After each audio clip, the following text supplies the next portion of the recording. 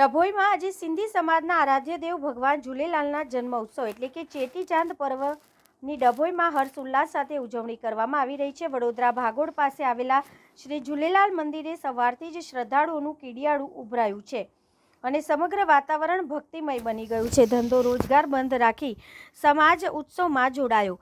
ચેટીચાંદના પર્વની માન આપવા અને સામૂહિક ઉજવણીના ભાગરૂપે આજે ડભોઈના તમામ સિંધી વેપારીઓએ પોતાના દુકાનો અને ધંધા રોજગાર સ્વયંભૂ બંધ રાખ્યા હતા। વહેલી સવારથી જ સમાજના નાના મોટા તમામ લોકો મંદિરે એકત્રિત થયા હતા। સાંસ્કૃતિક અને ધાર્મિક કાર્યક્રમોની રેલમછેલ મંદિર ખાતે સવારથી જ વિવિધ ધાર્મિક કાર્યક્રમોનું આયોજન કરવામાં આવ્યું છે, જેમાં ભજન કીર્તન સવારથી જ પ્રભુની આરાધનામાં ભજન મંડળીઓ દ્વારા વાતાવરણ ગુંજી ઉઠ્યું છે। પૂજા અર્ચના ભગવાન ઝૂલેલાલની વિશેષ પૂજા અને આરતી કરવામાં આવી હતી।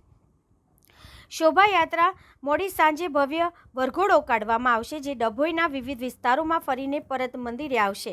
આ વરઘોડામાં મોટી સંખ્યામાં સમાજના ભાઈઓ બહેનો જોડાશે। સંગઠન અને આગેવાનોની ઉપસ્થિતિ આ સમગ્ર મહોત્સવને સફળ બનાવવા માટે સિંધી સમાજના હોદ્દેદારો અને આગેવાનો ભારે જહેમત ઉઠાવી રહ્યા છે। આ પ્રસંગે ખાસ ઉપસ્થિત મહાનુભાવો હોદ્દેદારો નામ પ્રમુખ સુભાષભાઈ ભોજવાણી, ઉપપ્રમુખ લાખુભાઈ મોરવાણી, મંત્રી ચેતનભાઈ સાંધવાણી, ખજાનચી ઘનશ્યામભાઈ દુલાણી, આ ઉપરાંત સમાજના અગ્રણી કાલેભાઈ સિંધી, દીપકભાઈ જાદવાણી, ધનરાજભાઈ નિકલાણી અને અશોકભાઈ ઉત્તમચંદાણી સહિતના આગેવાનો અને મોટી સંખ્યામાં શ્રદ્ધાળુઓ આ પર્વની ઉજવણીમાં ઉત્સાહભેર જોડાયા હતા।